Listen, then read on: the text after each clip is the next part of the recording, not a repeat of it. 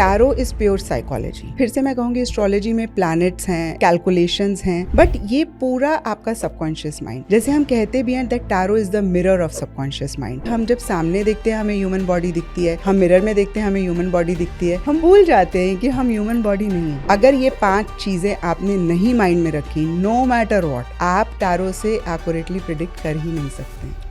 पर सच में ही पॉसिबल है कि you can know what is in my mind? अगर आप एक्यूरेटली टैरो से प्रिडिक्ट करना चाहते हैं तो 5 चीजों का आपको ख्याल रखना। हर कार्ड में जो एक एसेंस होता है, जो उसका कीवर्ड होता है, उसको पकड़कर प्रिडिक्शंस करते हैं। Then you really take your reading to next level. आपको पता होना चाहिए आपने कार्ड से क्या क्वेश्चंस पूछने हैं। कार्ड से क्वेश्चन पूछने का भी एक तरीका होता है। गलत सवाल कभी भी सही जवाब नहीं देगा। अगर आपकी रीडिंग रॉन्ग जा रही है तो one of the major reasons could be कि आपके क्लाइंट का सवाल गलत था और आपने उसी सवाल पे जवाब दे दिया। लोग पूछते हैं इज माय पार्टनर चीटिंग, तो मतलब आप पहले से एज्यूम करके आए हो कि मेरा पार्टनर चीट कर रहा है। जब आपने पहले से एज्यूम कर लिया ना, अगेन आप बायस हो गए, आपने सोच ही लिया है। तो ये सवाल जब आप टैरो से पूछेंगे आपको कभी भी सही जवाब नहीं मिलेगा। मेरे मैनिफेस्टेशन के ब्लॉक्स क्या है? मैं जीवन में अगर मैनिफेस्ट नहीं कर पा रहा हूँ, मैं अपने सपनों को पाना चाहता हूँ और बहुत सारी अभिलाषाएं हैं, मेरे सपने हैं, लेकिन मैं उसको अचीव नहीं कर पा रहा हूँ। टैरो की मदद से क्या हम ये इनको अनब्लॉक कर सकते हैं, ऐसे बिलीव्स को? What is more important, destiny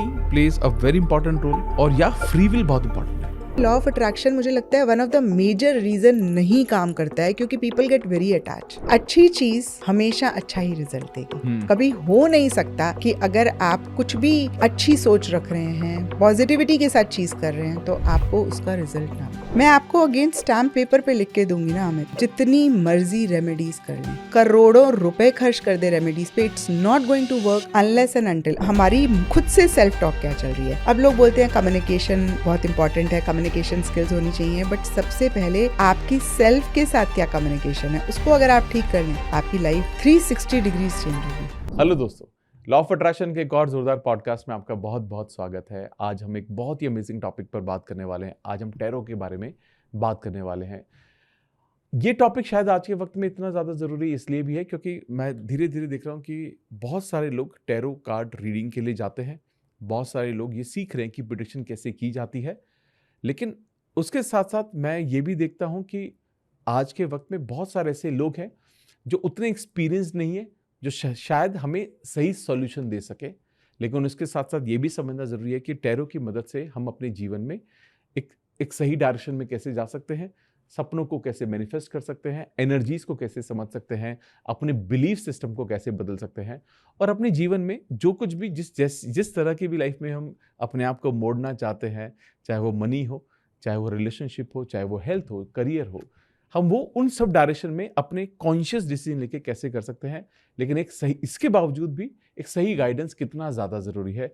और आज उसी के लिए हमारे साथ एक ऐसे एक्सपर्ट हैं जो पहले भी हमारे पॉडकास्ट पर आए। बहुत लोगों ने बहुत प्यार दिया उस पॉडकास्ट को।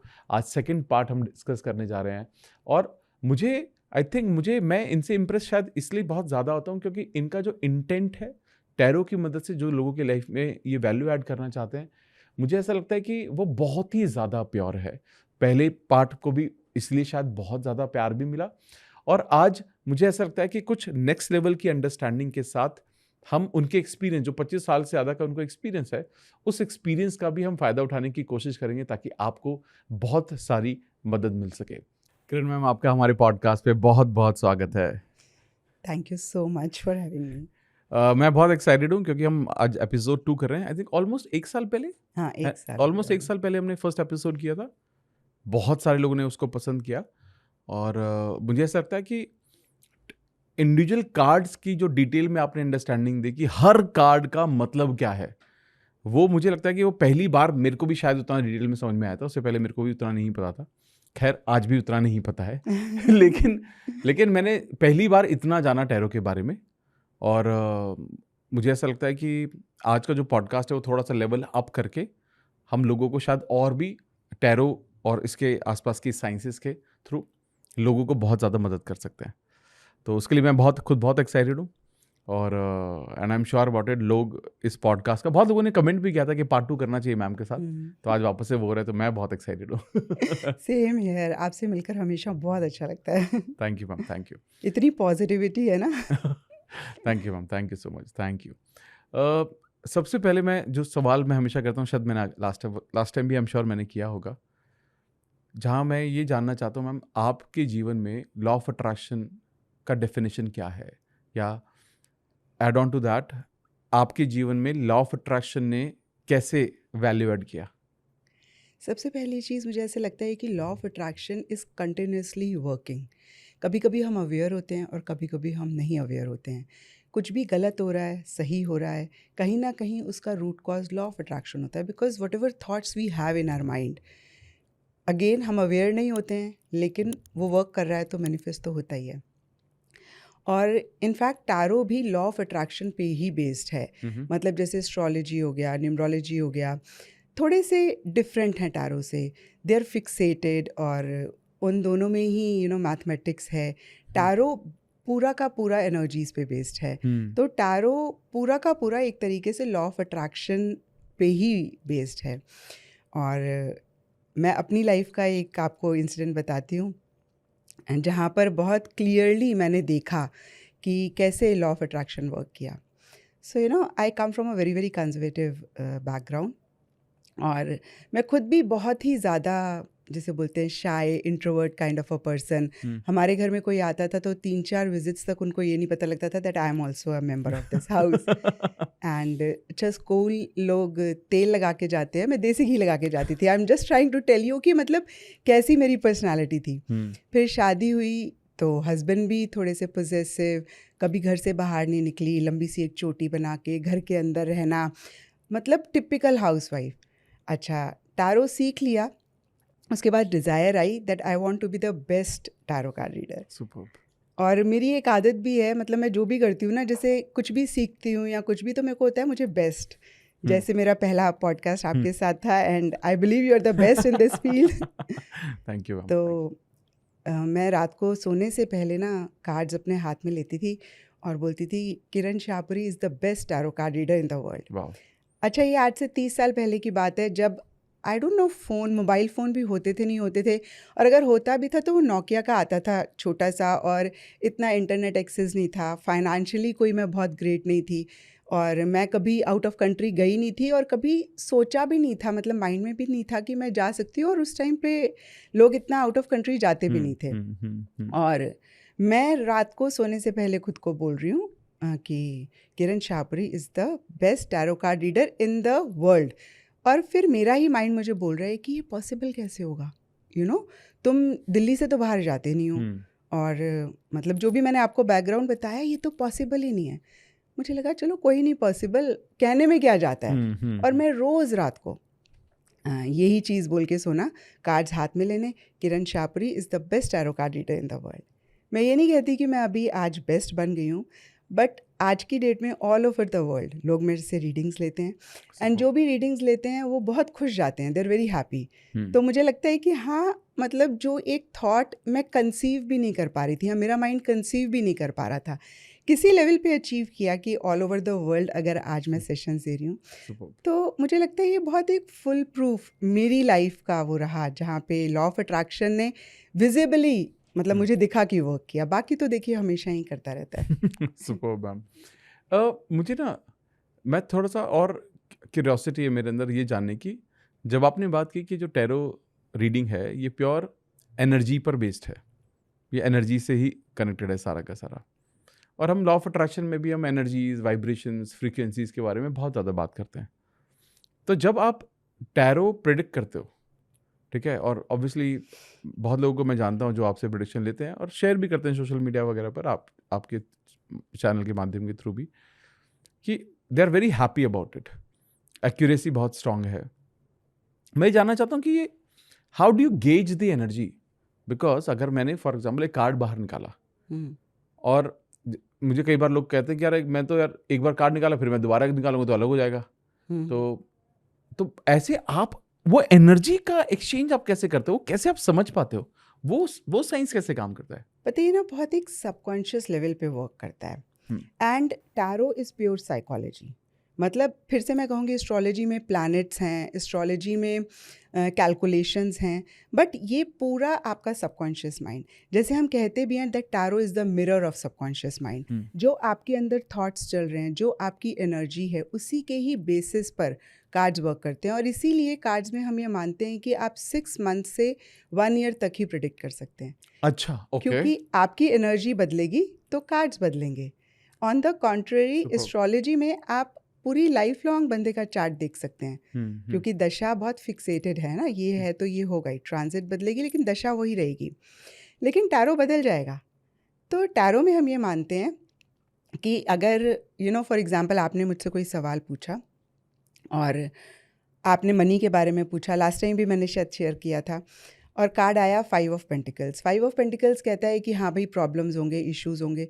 तो अब हम ये नहीं कहेंगे कि हाँ अब तो आपको बहुत ही प्रॉब्लम होगी मनी से रिलेटेड।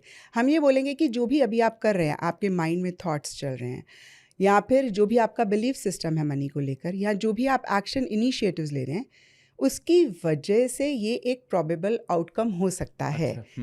और अगर आपको ये नहीं समझ में आ रहा, like you don't want this as a future, then you change your thoughts, you change your energy, and I think exactly this is what we do in law of attraction. So tarot एक तरीके से law of attraction पे ही based है।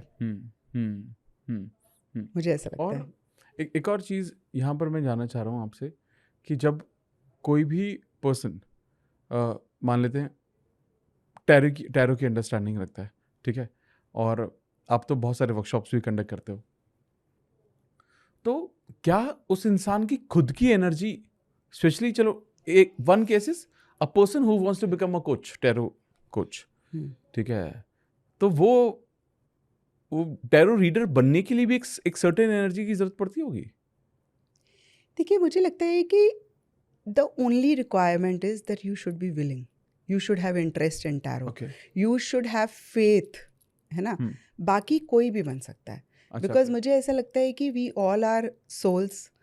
हम mirror देखते हैं तो हमें ये बॉडी दिखती है, और हम ये मानने लगते हैं कि हम बॉडी हैं, बट एक्चुअली तो हम बॉडी नहीं है ना।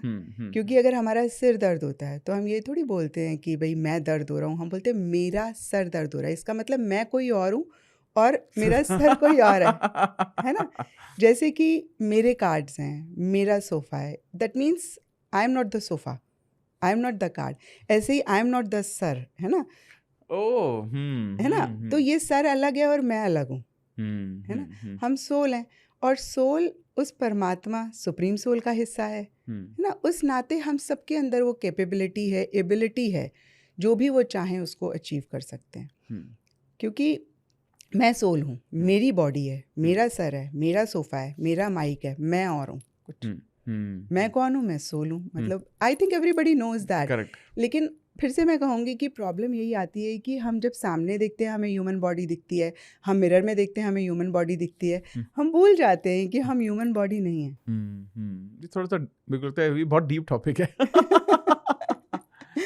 क्योंकि जब हम सोल के बारे में और अपने आप को अपनी फिजिकल अपीयरेंस और फिजिकल बॉडी से जैसे हम अलग करते हैं, तो फिर तो वो एक सुप्रीम चीज़ बच जाती है। लेकिन लोग उस रियलिटी में, क्योंकि आज हम, because most of us are so materialistic, हम इतने मटेरियलिस्टिक होते हैं, हमें जो दिखता है, जो फील होता है, जो महसूस होता है, हम उसको आसानी से यकीन कर पाते हैं। तो सोल वोल के पीछे, हम सोल जर्नी पर बहुत कम लोग हैं आज के वक्त में। नहीं, पर पता है मुझे क्या लगता है कि ठीक है सब कुछ करो, क्योंकि हम इस वर्ल्ड में हैं, इस दुनिया में हैं, हम एस्ट्रल वर्ल्ड में नहीं हैं, हम इस मटेरियलिस्टिक दुनिया में हैं। सो हमें ये दुनिया नहीं छोड़नी है, but at the same time अगर हम इस अवेयरनेस के साथ रहें हु वी आर, एंड एक डिटैच्ड अटैचमेंट, क्योंकि मैं ये तो बिल्कुल भी नहीं बोल सकती कि हम डिटैच हो जाएं, मुझे नहीं लगता वो possible. I am very much attach, मुझे पैसे से बहुत प्यार है, बट इतनी अटैचमेंट नहीं होनी चाहिए कि आप अपनी वैल्यूज़ भूल जाओ। मतलब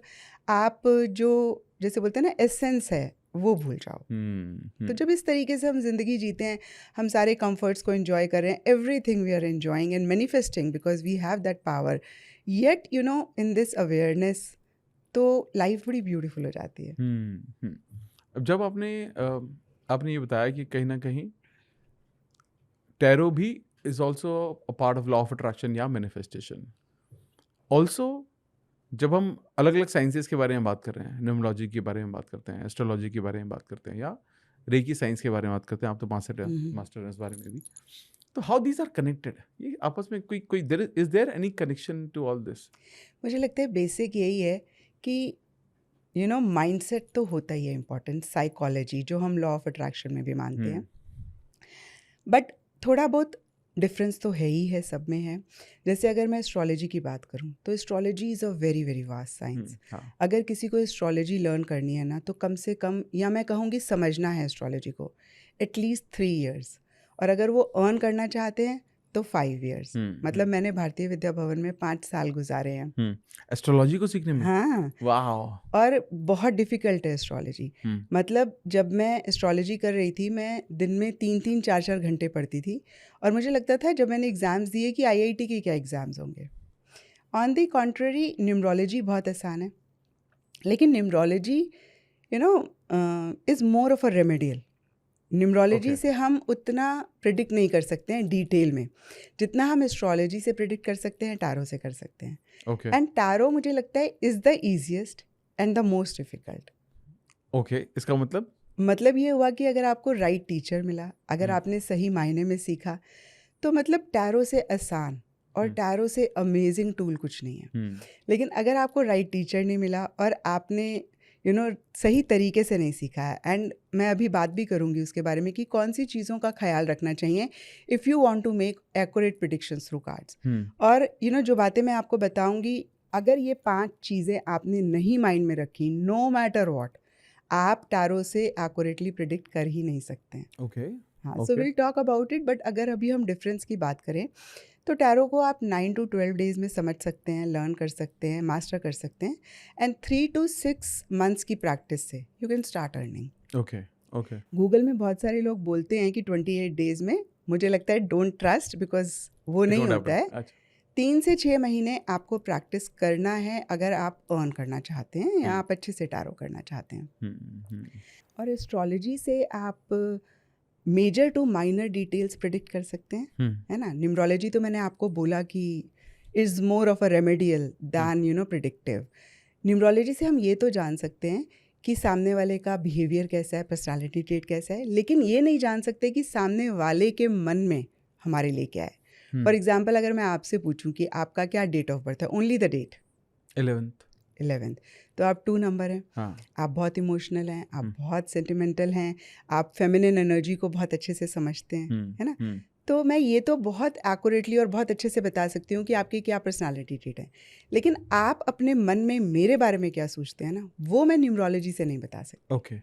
लेकिन टैरो से मैं ये भी बता सकती हूँ कि भाई आपका पर्सनालिटी ट्रेट क्या है और आप मेरे बारे में क्या बताइए। मैं आप क्या पर सच में ही पॉसिबल है कि you can know what is in my mind? Yes, क्योंकि देखिए टैरो में ना हर इमोशन, हर जिसे बोलते हैं ना कि एक फीलिंग के लिए कार्ड है, और उसमें पेंटिकल्स भी हैं जो मनी को रिप्रेजेंट करते हैं, उसमें इमोशंस भी हैं जो फीलिंग्स को रिप्रेजेंट करती हैं, उसमें सोर्ड्स भी हैं जो माइंडसेट को रिप्रेजेंट करते हैं, उसमें वॉन्ड्स भी हैं। तो टैरो में चारों एलिमेंट्स हैं। टैरो में एस्ट्रोलॉजी भी है, टैरो में न्यूमरोलॉजी भी है, टैरो में एस्ट्रोलॉजिकल एसोसिएशंस भी हैं। अगर आप कार्ड्स देखें तो हर कार्ड में नंबर है, और वो नंबर रैंडम नहीं है, वो न्यूमरोलॉजी में जो नंबर्स का मतलब है वही उन नंबर्स का मीनिंग है। अब अगर आप एम्परर का कार्ड देखते हैं, एम्परर में रैम है, रैम एरीज का सिंबल है, एरीज मार्स की राशि है, तो कहीं एम्परर का card Aries sign and Mars planet को रिप्रेजेंट करता है। अब आप ऑन द कॉन्ट्ररी देखें तो हॉरोस्कोप में आपको टैरो कार्ड्स नहीं दिखेंगे, आपने देखा होगा हॉरोस्कोप, है ना। न्यूमरोलॉजी चार्ट में आपको टैरो कार्ड्स नहीं दिखेंगे, लेकिन कार्ड्स में आपको एस्ट्रोलॉजी भी दिखेगी, आपको न्यूमरोलॉजी भी दिखेगी, आपको एलिमेंट्स भी दिखेंगे। एस्ट्रोलॉजी बहुत अमेजिंग साइंस है, major to minor details predict करती है। न्यूमरोलॉजी भी अगेन बड़ी अमेजिंग साइंस है, लेकिन प्रिडिक्टिव के लिए उतनी नहीं है, रेमेडियल के लिए बहुत अच्छी है, सामने वाले का एक पर्सनालिटी ट्रेट जानने के लिए बहुत अच्छी है, लेकिन टैरो इंक्लूड्स एवरीथिंग। और आपको ना जो एस्ट्रोलॉजी से आंसर्स मिलते हैं वही टैरो से भी मिलते हैं। मैं अपना एक एक्सपीरियंस आपसे शेयर करती हूँ। मैं MGF मेट्रोपॉलिटन मॉल में टैरो कर रही थी और मेरे करियर की नई नई शुरुआत थी। एंड आई स्टिल रिमेंबर, जैसे बोलते हैं ना, इस साइड पे शॉप्स थी, दोनों साइड्स पे इनफैक्ट शॉप्स थी, और बीच में फ्ली मार्केट लगी हुई थी। एक कपल अपनी शादी की शॉपिंग कर रहा था।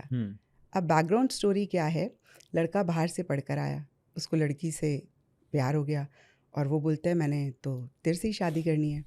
पेरेंट्स ने एस्ट्रोलॉजर से जब हॉरोस्कोप मैच करवाया तो एस्ट्रोलॉजर ने बोला कि भाई अगर लड़का लड़की से शादी करता है तो इसकी डेथ हो जाएगी। ओके।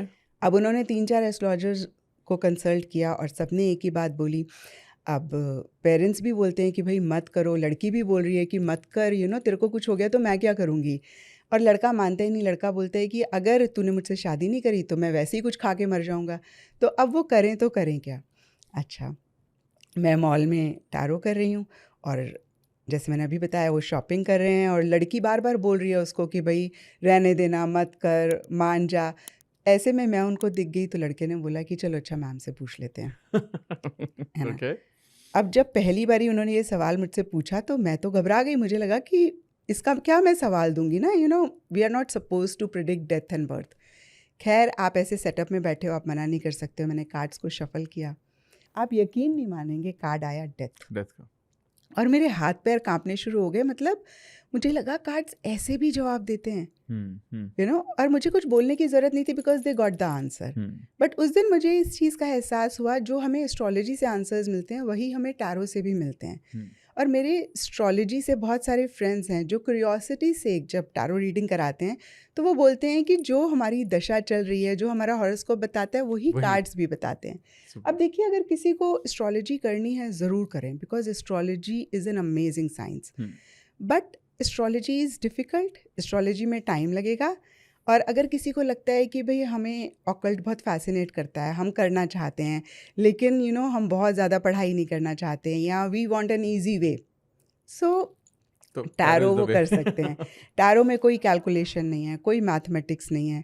आप देखें, एस्ट्रोलॉजी में आपकी मैथमेटिक्स बहुत स्ट्रांग होनी चाहिए। अगर आपकी मैथमेटिक्स स्ट्रांग नहीं है, आप अच्छी एस्ट्रोलॉजिकल प्रिडिक्शंस नहीं कर सकते हैं। सो मतलब अगेन सबकी अपनी चॉइस है। They can start with tarot and then they can go forward. But जैसे आपने बताया कि आपने देखो 5 साल एस्ट्रोलॉजी को स्टडी किया, तो आपकी possibility and the probability of accuracy is much higher in tarot also, because ये connected है सारी साइंस।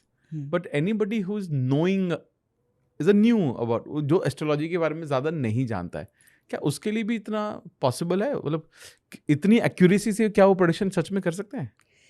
इसीलिए ना अमित, मैंने अपने टैरो मास्टर क्लास में ना न्यूमरोलॉजी और एस्ट्रोलॉजिकल एसोसिएशंस भी इंक्लूड किया। अच्छा, okay. जब मैं टैरो कराती हूँ तो मैं अपने स्टूडेंट्स को यही बोलती हूँ कि मैं आपको टैरो नहीं सिखा रही हूँ, मैं आपको टैरो कार्ड रीडर बना रही हूँ।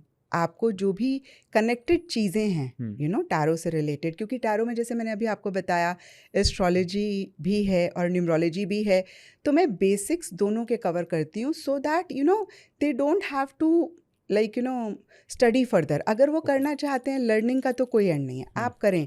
बट अगर आप जो टैरो मास्टर क्लास मैंने डिज़ाइन करी है वो कर लेते हैं, you are good to go, you are good to start. मतलब आपको किसी और चीज़ की कुछ टाइम तक ज़रूरत नहीं है, बाकी तो keep up reading your knowledge. हाँ, ओके, सुपर्ब। और ना टैरो जैसे मैंने अभी आपको बताया कि माइन्यूटेस्ट से मेजर डिटेल्स बहुत एक्यूरेसी से प्रेडिक्ट करता है। जब मैंने पहली बारी कार्ड्स को देखा, I was so fascinated towards the cards, but साथ ही में मेरे माइंड में ये सवाल आता था, ये ताश के पत्ते कैसे फ्यूचर बताएंगे, एंड आई एम श्योर कि जो नए लोग हैं उनको भी एक बार ये थॉट आता होगा। पता नहीं मुझे आया because I am a very logical person. जब मेरी लाइफ में इतने सारे इवेंट्स हुए जहाँ पे टैरो ने इतनी एक्यूरेटली प्रिडिक्ट किया ना, तब मुझे जाके फेथ आया। स्टार्टिंग में मुझे कोई फेथ नहीं आया। पॉसिबल नहीं है कि मैं सारे एक्सपीरियंसेस आपसे शेयर करूं, लेकिन एक ज़रूर आपसे शेयर करूंगी। एंड ये जो मैं आपसे शेयर कर रही हूँ ये मैंने इवेंट होने से पहले अपने यूट्यूब चैनल पर रिकॉर्ड किया है। अच्छा, ओके। तो जो भी लोग अच्छे से समझना चाहते हैं दे can go and watch this. ये 2020 के यूएस प्रेसिडेंशियल इलेक्शन की बात है। इस बारी के यूएस प्रेसिडेंशियल इलेक्शन की बात नहीं कर रही हूँ, 2020 में, ओके। You know. तो उस टाइम पे बहुत एक हवा थी that Trump is going to be the next president of US, अगर आपको याद हो तो। और अगर आप उस टाइम यूट्यूब चैनल पे जाके देखेंगे 99% एस्ट्रोलॉजर्स यही कह रहे थे that Trump is going to be the next president of US. और जब मैंने कार्ड से पूछा तो कार्ड्स ने बहुत क्लियरली बोला कि Biden is going to be the next president of US. और ये प्रिडिक्शन है इवेंट होने से पहले मेरे यूट्यूब चैनल पे, मैंने उसको पोस्ट कर दिया। अब अगर आप उस वीडियो के नीचे देखें, इतने सारे लोगों ने कमेंट किया मैम आपकी प्रेडिक्शन रॉन्ग हो जाएगी, Trump is going to be the next president of US. और मुझे घर पे फ़ोन कॉल आने शुरू हो गए कि मैम आप ना ये वीडियो हटा लो, ये ना आपकी रॉन्ग हो जाएगी और आपकी बात ख़राब होगी। मैंने कहा देखिए we should not get attach to our prediction, है ना। After all we are human being, गलत हो गई तो हो गई। जो मेरे कार्ड्स कह रहे हैं उसको मैं फॉलो करूँगी and I will not remove this video. और जब रिजल्ट आया तो Biden became the president of US, है ना। तो मुझे ऐसे लगता है कि अगर आप एक्यूरेटली टैरो से प्रेडिक्ट करना चाहते हैं तो 5 चीज़ों का आपको ख्याल रखना है। ओके। अगर आप ये 5 चीज़ें ख्याल रखेंगे डेफिनेटली आप एक्यूरेटली टैरो से प्रेडिक्ट करेंगे। एंड ऑन द कॉन्ट्ररी, अगर इन 5 चीज़ों का आपने ख्याल नहीं रखा, आप जो मर्जी कर लें, आप एक्यूरेटली टैरो से प्रेडिक्ट नहीं कर पाएंगे। Okay, wow, okay. तो number 1 is tarot is based on energies, जैसे मैंने आपको अभी बताया। एंड मैंने देखा है कि लोग क्या करते हैं ना, वो मीनिंग्स पे स्टक हो जाते हैं। कभी भी जिंदगी में मीनिंग्स लर्न करके वो टैरो नहीं कर सकते हैं। They have to follow the energy, they have to understand the energy. For example, tarot में एक कार्ड है पेज ऑफ कप्स, या टैरो में पेजेस हैं, पेजेस बच्चे को रिप्रेजेंट करते हैं, ठीक है। अब अगर पेज का कार्ड आता है, दैट डजंट मीन कि the thing is only and only about a child. बच्चा क्या कैरेक्टरिस्टिक्स रिप्रेजेंट करता है, बच्चे की क्या एनर्जी होती है, अगर मैं आपसे पूछूं तो? चंचलता उसका। Very good. और क्या होता है? और नॉटी होता है। और मे बी मतलब एक्सप्लोरर होता है, बहुत एक्टिव होता है, बहुत कुछ करना चाहता है, उड़ना चाहता है। हाँ, इमेच्योर होता है, इमेच्योर होता है, हाँ। एक्सपीरियंस नहीं होता है, हाँ, है ना। करेक्ट। और केयरलेस होता है, केयर फ्री होता है ना। करेक्ट। तो पेज का कार्ड आता है, इसका मतलब इस सिचुएशन में कहीं केयर फ्रीनेस है, केयरलेसनेस है, इमेच्योरिटी है। तो जब आप इस एनर्जी को पकड़ते हैं ना, you will not go wrong. But the thing is, लोग ना मीनिंग्स को पकड़ते हैं और इसीलिए टैरो बहुत डिफिकल्ट लगता है उन्हें। ओके। क्योंकि मीनिंग्स पे ही अटक के रह जाते हैं। मतलब क्या कोई ऐसा प्रेडिक्ट करता होगा कि जो मीनिंग समझता है, मतलब कि there is some problem with the kids और it is to do with your kids, ऐसा something like that, is it? नहीं, देखो, अगर पेज का कार्ड आया है तो हो सकता है कि बच्चे से रिलेटेड है एनर्जी, बट सिर्फ बच्चा ही नहीं रिप्रेजेंट करता। I get it, okay. मेरा ये कहने का मतलब है। अच्छा, दूसरी चीज़ है कि आप अपने बायस और एक्सटर्नल इन्फ्लुएंस को अपने ऊपर हावी ना होने दें। ओके, इसका मतलब मोस्ट ऑफ द टाइम्स क्या होता है ना कि हमारा किसी चीज़ की तरफ इंक्लिनेशन होता है और हम इतना ज़्यादा, जैसे लॉ ऑफ अट्रैक्शन में भी शायद हम यही कहते हैं कि हम इतना ज़्यादा उसको अपने माइंड में बोलते हैं कि हम वैसा मानने लगते हैं, है ना। और जब हम टैरो करते हैं ना तो कहीं हम बायस हो जाते हैं और तभी भी हमारी प्रेडिक्शन रॉन्ग जाती है। एक अगेन आपको एग्जांपल दूंगी। अभी 2024 में जब यूएस प्रेसिडेंशियल इलेक्शन हो रहे थे, I really wanted to record this video and post it on YouTube. और उस टाइम पे मैं out of the country travel कर रही थी। नवंबर में हो रहे थे, नवंबर 2024 में हो रहे थे यूएस प्रेसिडेंशियल इलेक्शन। अच्छा, ये ना हमारा बड़ा बिजी टाइम होता है।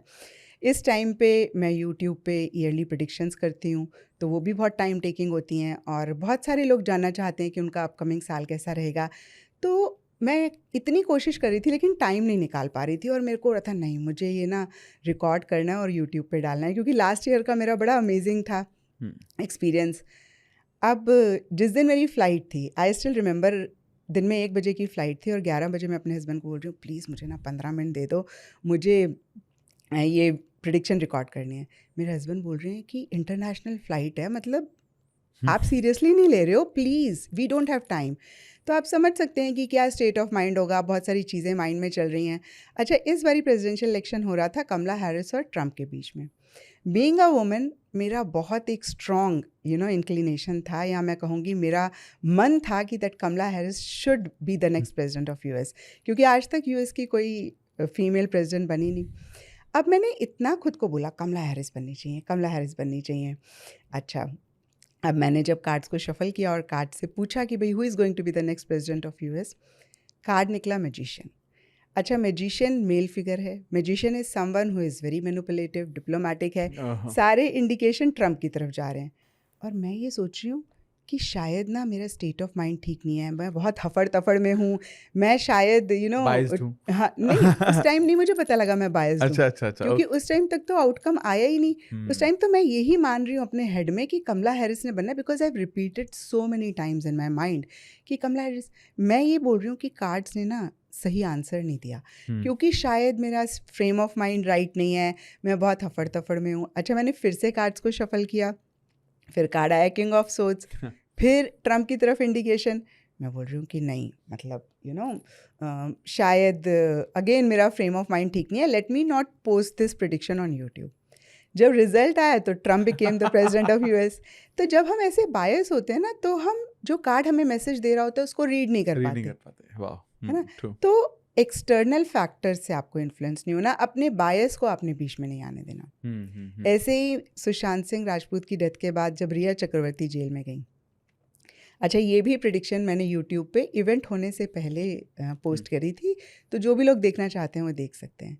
अच्छा, उस टाइम पे बड़ी एक हवा थी दैट रिया चक्रवर्ती जेल से बाहर नहीं निकलेंगी, इंक्लूडिंग अदर्स। मैं भी इस चीज़ को मानने लगी। और ये जब मैं कैमरे पे कार्ड्स शफल करके रिकॉर्ड कर रही थी, तो मैंने कार्ड से सवाल पूछा और कार्ड आया 9 ऑफ कप्स। तो 9 ऑफ कप्स बहुत क्लियरली इंडिकेट कर रहा था रिया चक्रवर्ती बाहर निकल जाएंगी। और अब मैं क्योंकि कैमरे पे रिकॉर्ड कर रही हूँ, तो मैं बड़ा कंफ्यूज हो गई उस टाइम पे, और मैंने बड़ा हेजिटेट करते हुए बोला, और शायद अब इस चीज़ को जानते हुए जो भी लोग देखेंगे वो समझ पाएंगे, बड़ा हेजिटेट करते हुए बोला कि हाँ वो निकल जाएंगी बाहर। लेकिन अंदर से मेरा मन नहीं मान रहा था, मुझे लगा कैसे पॉसिबल होगा, ये तो पॉसिबल ही नहीं हो सकता। बट 9 ऑफ कप्स तो बहुत क्लियरली बोल रहा था कि वो निकल जाएंगी, और 4 दिन बाद न्यूज़ आई कि रिया चक्रवर्ती जेल से बाहर निकल गई। तो इन चीज़ों का ख्याल रखना बहुत ज़रूरी है। एंड थर्ड वन इज़ कि आप अपने चक्रास पे ज़रूर काम करें। क्योंकि ना टैरो, जैसे हमने अभी बहुत बारी बात करी है कि मैथमेटिक्स नहीं है, लॉजिक नहीं है, ये प्योर एनर्जी पे वर्क करता है। तो जब तक आप उस एनर्जी से, सुप्रीम पावर से नहीं कनेक्ट करेंगे, खुद की एनर्जीज़ को, कार्ड्स की एनर्जीज़ को, तब तक आपको करेक्ट आंसर्स नहीं मिलेंगे। और मुझे लगता है कि बेस्ट तरीका होता है आप छोटी सी चक्रा मेडिटेशन करें। एंड इनफैक्ट आप चक्रा मेडिटेशन करनी शुरू करेंगे ना, आपकी रीडिंग तो नेक्स्ट लेवल पे जाएगी, आपकी खुद की लाइफ में बहुत सारे पॉजिटिव चेंजेस होंगे। एक पॉइंट यहाँ पर ऐड कर सकते हो क्या? जैसे मैम आपने बताया कि थर्ड पॉइंट जो आपने शेयर किया कि चक्रास पे काम करना चाहिए, ताकि अगर आपके चक्रास एक्टिव हैं तो आपकी एनर्जीज अलाइंड है मोरलेस, है ना, और कोई ब्लॉकेजेस नहीं है। तो कोई ऐसी प्रैक्टिस है चक्रा हीलिंग के लिए जो आप सजेस्ट करना चाहें सभी ऑडियंस को, कि वो जो घर पर एक छोटे वक्त में मेडिटेट करके या किसी तरीके से अपने चक्रास को हील किया जा सकता है या एक्टिव कर सकते हैं उसको? बहुत सारी मेडिटेशंस हैं, और मैंने तो एक बारी देखा था, हमें आप भी कराते हैं, है ना, तो वो मेडिटेशन कर सकते हैं। मैं जो डिस्पेंसा की मेडिटेशन करती हूँ, तो वो कर सकते हैं।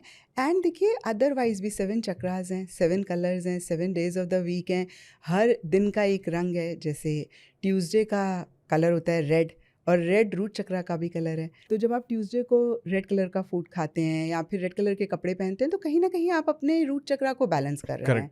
तो इस तरीके से एवरीथिंग इज़ कनेक्टेड। और पहले ज़माने में भी जब हमें बोलते थे कि भाई आप फास्ट रखो या आप ये सब चीज़ें करो, तो उनका कहीं ना कहीं मायने थे।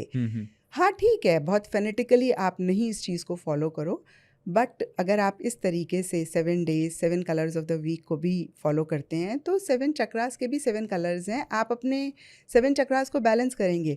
और मैं बहुत स्ट्रांगली इस चीज़ को मानती हूँ कि बहुत हमें कुछ कॉम्प्लिकेटेड या बहुत डिफ़िकल्ट करने की ज़रूरत नहीं है उस परमात्मा से, उस रब से कनेक्ट करने के लिए। बहुत आसान चीज़ें हैं। तो कौन से कलर को किस दिन करना चाहिए, अगर आप उस पर यू वांट टू हाईलाइट? जैसे मंडे का वाइट कलर हो गया, ट्यूसडे का रेड Red. कलर हो गया, वेडनेसडे का ग्रीन कलर हो गया, थर्सडे का येलो कलर हो गया। येलो सोलर प्लेक्सस चक्रा का कलर है। फ्राइडे ब्राइट कलर्स कुछ भी पहन सकते हैं आप, या फिर आप टर्कोइज कलर पहन सकते हैं। टर्कोइज थ्रोट चक्रा का कलर है। And Saturday indigo colour and indigo third eye chakra का कलर है। संडे इज़ ऑरेंज, ऑरेंज आपका सेक्रल चक्रा का कलर है। तो इस तरीके से आप 7 डेज़ को फॉलो करें और जो भी जिस दिन का कलर है उसी कलर के फूड्स को खाएं या उसी कलर के कपड़े पहने, तो आपके 7 चक्रास बैलेंस हो और ये जाएंगे। मुझे लगता है कि जो आपने बताया ये बहुत इंपॉर्टेंट भी है, क्योंकि obviously there are ways to meditate also of course, लेकिन अगर आप कंज्यूम करते हैं सिमिलर उन कलर्स को, तो वो भी एक्टिवेशन हो जाता है। क्योंकि जब हम किसी पर्टिकुलर चक्रा की रेमेडी के बारे में बात करते हैं तो सबसे पहले बोलते हैं कि भैया रूट चक्रा पर काम करना है तो बीट रूट खाओ, है ना, तो लाल रंग के एप्पल खाओ, तो अनार खाओ, है ना, तो ताकि वो हील होना वहाँ से वो शुरू हो जाए। बिल्कुल। और मुझे लगता है कि हम इन प्रैक्टिसेस को ना अपनी रोज़मर्रा की ज़िंदगी में इनकलकेट कर सकते हैं, then it becomes very easy. It's not that you have to take out extra time, extra कुछ करना है आपको। और ये आसान भी है, आसान भी है। ये सब कलर हम नॉर्मली पहनते ही हैं, घर में कुछ ना कुछ होता ही है खाने पीने के लिए। बिल्कुल, जैसे संडे को हमने बोला ऑरेंज, तो आप उस दिन ऑरेंजेस खा लें या जो भी ऑरेंज कलर के फूड्स हैं वो तो देखिए, अगर आपको कलर पता लग गया तो आप उस तरीके के फूड गूगल से चेक कर सकते हैं और खा सकते हैं। Super. Each and every emotion को बहुत अच्छे से डिपिक्ट करता है। Okay. और यही ब्यूटी भी है टैरो की, और इसीलिए टैरो इतना एक्यूरेटली प्रिडिक्ट भी करता है। और मैंने ये नोटिस किया है कि जब बच्चे नया नया सीखते हैं ना, तो जो पॉजिटिव कार्ड है उसको बोलेंगे हाँ आपकी लाइफ में सब ठीक होगा, नेगेटिव कार्ड आएगा बोलेंगे ठीक नहीं होगा। एंड जब वो इस तरीके से प्रिडिक्शंस करते हैं ना, तो वो कहीं अपने क्लाइंट की, जैसे बोलते हैं ना, कि इमोशंस को नहीं टच कर पाते हैं। जब तक वो इमोशंस को नहीं टच करेंगे ना, तब तक उनकी रीडिंग इफेक्टिव नहीं होगी। फॉर एग्जाम्पल, आप ये देखें हैंगमैन का कार्ड है, तो आपको क्या दिखता है इसमें? एक इंसान उल्टा लटका हुआ है और मे बी पैर बंधा हुआ है उसका। यस, हाथ बंधे हुए हैं, हाथ बंधे हुए पीछे, करेक्ट, है ना, हाथ बंधे हुए हैं, उल्टा लटका हुआ है, करेक्ट। तो ये कार्ड जब रीडिंग में आता है, अगर आप अपने क्लाइंट को इसका कीवर्ड पकड़ के बोलते हैं स्टक, जब एक इंसान के हाथ पैर बंधे हुए, वो कैसा फील करेगा कि भाई मैं बहुत कुछ करना चाहता हूँ, नहीं कर पा रहा हूँ। तो आप उनकी इमोशन को कहीं ना कहीं टच करते हैं एंड वो हैरान हो जाते हैं कि आप कैसे बता रहे हैं। ये मेरे साथ हुआ था, मैं साप्ताहिक शूट करती थी यूट्यूब के लिए, और एक बंदे ने मेरे से रीडिंग ली, तो मुझे बोलता है मैम आपने मेरी राशि के बारे में बोला ना कि आप स्टक फील कर रहे हैं, और मैं एग्जैक्टली वैसा ही महसूस कर रहा था। मुझे लगा आपने कैसे इतना एक्यूरेटली बता दिया, and that was a reason he booked a reading. और ऐसे बहुत सारे लोग इस रीज़न की वजह से रीडिंग बुक करते हैं। तो जब आप हर कार्ड में जो एक एसेंस होता है, जो उसका कीवर्ड होता है, उसको पकड़ कर प्रिडिक्शंस करते हैं, then you really take your reading to next level. Super. And fifth is कि आपको पता होना चाहिए आपने कार्ड से क्या क्वेश्चंस पूछने हैं। कार्ड से क्वेश्चन पूछने का भी एक तरीका होता है।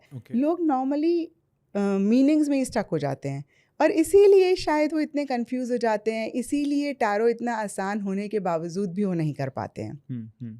देखिए, लोग ना बहुत सारे सवाल आपसे पूछेंगे, and as a tarot card reader आपकी ये रिस्पॉन्सिबिलिटी है कि जो भी आपके पास रीडिंग के लिए आया वो एक हैप्पी एनर्जी में जाए, क्योंकि लोग बड़े परेशान हैं। अगर वो आपके पास आ रहे हैं रीडिंग के लिए, आपको पैसे दे रहे हैं, तो बहुत बड़ी अगेन रिस्पॉन्सिबिलिटी है कि हम उनका, अगर बिलीफ सिस्टम किसी चीज़ को लेकर नेगेटिव है, या फिर जो भी चीज़ उनको बॉदर कर रही है, जो भी उसका रूट कॉज है, उसको हम कहीं ना कहीं हील करें और कहीं एक पॉजिटिव एनर्जी में उनको भेजें।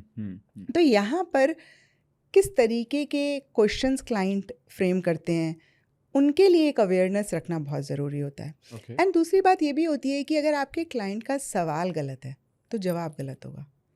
गलत सवाल कभी भी सही जवाब नहीं देगा। अगर आपकी रीडिंग रॉन्ग जा रही है तो one of the major reasons could be कि आपके क्लाइंट का सवाल गलत था और आपने उसी सवाल पे जवाब दे दिया। क्या इसका मतलब ये है कि जो सवाल वो कर रहा है उसे लग रहा है वो सही, बट नॉट नेसेसरी वो सही सवाल हो? Yes, absolutely. क्योंकि देखिए, जब इंसान हमारे पास रीडिंग के लिए आता है वो बहुत परेशान है। कोई भी पैसे देकर सिर्फ फन के लिए नहीं आता है टैरो रीडिंग कराना। करेक्ट है।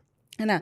तो उस टाइम पे वो सही तरीके से अपनी सिचुएशन को नहीं समझ पाते हैं, वो सही तरीके से समझ नहीं पाते हैं अपनी एनर्जीज़ को। हाँ। तो जो भी वो सवाल पूछते हैं मोस्ट ऑफ द टाइम्स वो इतना करेक्ट नहीं होता है। कोई एग्जांपल दे सकते हैं आप इसमें? जैसे कि देखिए, मेरे पास एक लड़की आई, मुझे बोलती है why I am so unlucky in love, है ना। हाँ। अब ओके। वो ये मानती है कि वो अनलकी है प्यार में। अगर मैंने कार्ड्स को शफल किया और ये कार्ड्स से आंसर पूछा, तो मैंने कहीं ना कहीं उसका ये बिलीफ सिस्टम या उसका ये एक थॉट पक्का कर दिया, हाँ you are unlucky in love. तो वो कितनी उदास होके जाएगी ना, क्योंकि अगर ये सवाल ही मेरे हिसाब से बिल्कुल गलत है कि why I am so unlucky in love, because nobody is unlucky in love ना। ये तो हमारा एक बिलीफ सिस्टम है, ये पास्ट हो सकता है, 2 ब्रेकअप्स हों और उसने बार बार अपने मन में बोला कि यार मेरी तो किस्मत ही ख़राब है, मेरे को तो कोई सही इंसान मिलता नहीं, और उसका बिलीफ सिस्टम बन गया।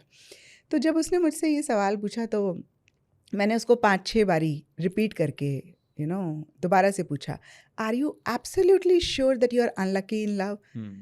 तो 2-3 बारी तो उसने बोला कि यस यस यस। फिर 6ठी या 7वीं बारी जब पूछा तो बोलती है, नहीं मैम ऐसा तो नहीं है, मेरी मम्मा तो मुझे बहुत लव करती है, मेरे पापा तो मुझे बहुत लव करते हैं। इसी तरीके से देखिए, लोग पूछते हैं ma'am is my partner cheating? तो मतलब आप पहले से एज्यूम करके आए हो कि मेरा पार्टनर चीट कर रहा है। जब आपने पहले से एज्यूम कर लिया ना, अगेन आप बायस हो गए, आपने सोच ही लिया है। तो ये सवाल जब आप टैरो से पूछेंगे, आपको कभी भी सही जवाब नहीं मिलेगा। फिर इस तरीके से बहुत सारी चीज़ें होती हैं, और इस टॉपिक पे I spend lot of time, क्योंकि जब तक वो सवाल सही नहीं पूछेंगे ना, उनको टैरो से सही जवाब मिल ही नहीं सकता। तो यहाँ पे तो मैंने आपको बहुत 1-2 ही एग्जाम्पल्स दिए हैं। एंड अगेन डिटेल में अगर इस चीज़ को, इन 5 चीज़ों को लोगों ने समझ लिया और इनको माइंड में रखते हुए रीडिंग करी, उनकी रीडिंग नेक्स्ट लेवल पे जाएगी और उनकी प्रेडिक्शंस बहुत एक्यूरेट होंगी। अमेजिंग। इसका मतलब ये भी है मैम कि जैसे आपने बताया, तो मतलब ये जो प्रेडिक्शन कर रहा है उसके पॉइंट ऑफ व्यू से, लेकिन मैम अगर इसका मतलब तो ये भी है कि अगर कोई अपने सवाल किसी के पास लेकर आता है, या आपके पास, या किसी भी टैरो कार्ड रीडर के पास जाता है, एक्सपर्ट के पास जाता है, तो उसे पहले ये समझना चाहिए कि उसका भी कोई फिक्स्ड बिलीफ नहीं होना चाहिए। उसे भी पता होना चाहिए कि मुझे पूछना क्या है, मुझे जानना क्या है, rather than imposing a certain belief. Correct? जैसे मतलब आप ये बोल रहे हैं कि क्लाइंट को पता होना चाहिए कि क्लाइंट को भी पता होना चाहिए ना, कि ऐसा ना हो कि ये जैसे आपने बहुत अच्छी बात बोली कि किसी ने बोला कि यार ये चीट कर रहा है, कई लोग यही थॉट से जाते हैं, वो मुझे चीट कर ही क्यों रहा है, क्या पता वो अब वो उसी डायरेक्शन में प्रेडिक्शन होगी ना फिर। बट हम क्लाइंट से ये नहीं एक्सपेक्ट कर सकते, क्योंकि वो बहुत परेशान है, वो दुखी है।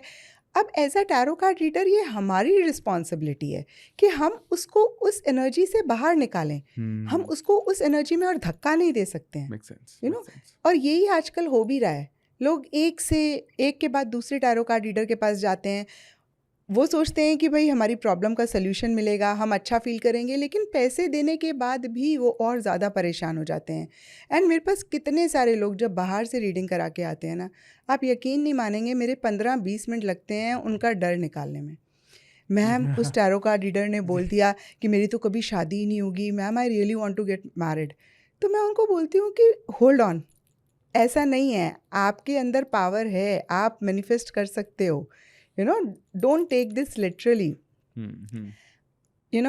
मुझे एकदम से याद आया, एक लड़का मेरे पास आया, वो बोलता है मैम मैं 30,000 पर मंथ अर्न करता हूँ, एंड मैंने बड़ी मुश्किल से 6 लाख रुपए इकट्ठे करे, और कोई प्रॉब्लम थी, और मुझे लगता है आजकल मोस्ट ऑफ द टाइम्स बच्चों का ब्रेकअप होता है जिसमें वो कुछ भी करने के लिए तैयार होते हैं।